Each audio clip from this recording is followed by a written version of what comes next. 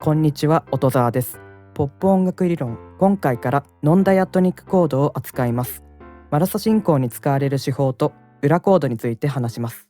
調整音楽としての秩序を壊さずにノンダイアトニックコードを使う方法を考えます。最も基本的なコード進行はドミナントモーションです。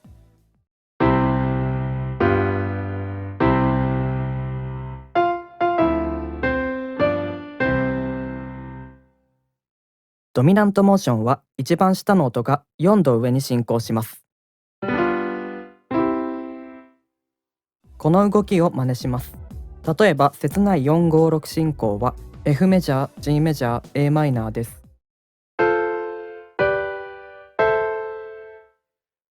この進行の解決先は A マイナーですが、5のコードは1のコードに進行したいコードなので、ドミナントモーションと比べると推進力が小さいです。そこでもう少し派手な展開にしたいなら、完全4度上に進行して A マイナーに至るようなコードに差し替えます。つまり疑似的な5から1の流れを作り出すということです。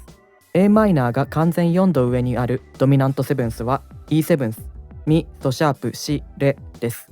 聞いてみます。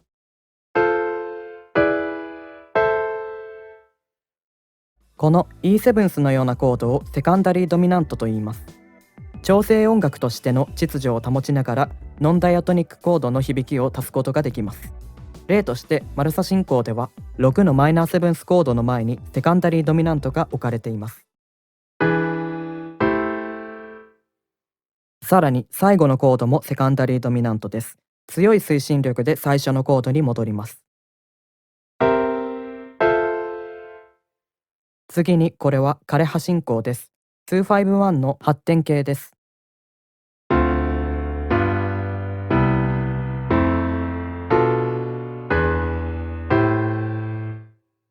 最後のコードの前にセカンダリードミナントが置かれています。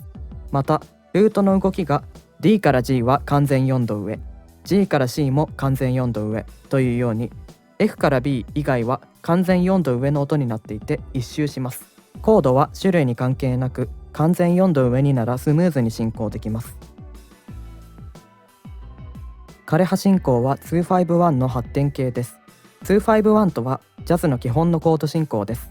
特徴としては完全4度上に進行すること、サブドミナント、ドミナント、トニックと全3種類のコードの機能をコンプリートしていること、マイナーセブンス、ドミナントセブンス、メジャーセブンスと異なる音程を持つコードが使用されているので響きが豊かであることが挙げられます。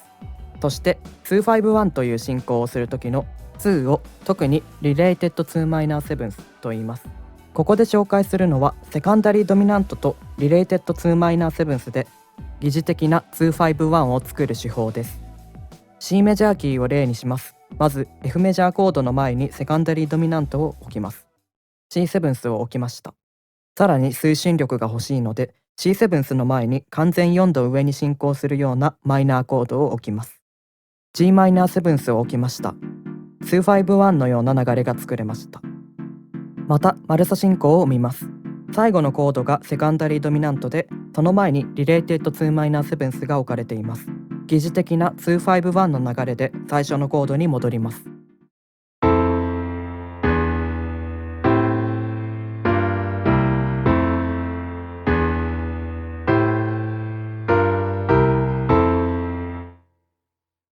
マルサ進行がドラマチックな理由はノンダイアトニックコードのこの2つの手法を盛り込んでいるからです。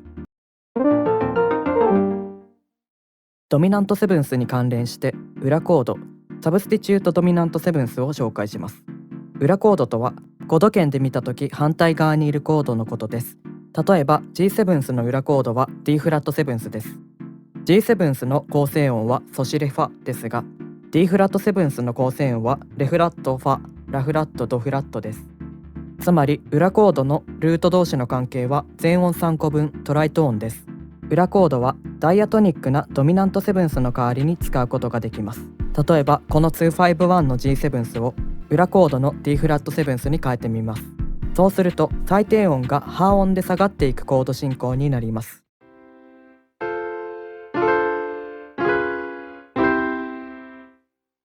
ノンダイアトニックコードの響きを感じながらもちゃんと解決します。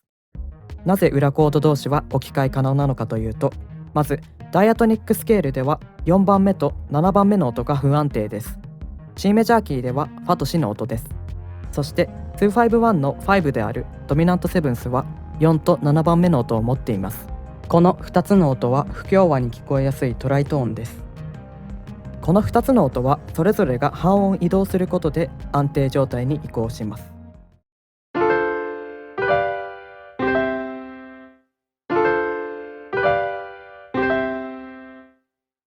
次に裏コードの構成音を見てみます。G セブンスと D フラットセブンスはどちらもファとシの音を持っています。つまり裏コードはドミナント機能の核を共有しているので、不安定状態から安定状態に移行する進行が可能なのです。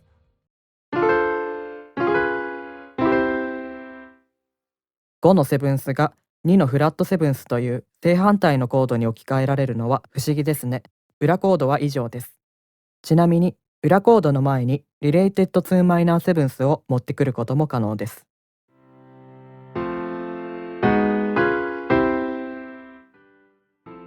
次回はモーダルインターチェンジについて話します。質問はコメント欄にお願いします。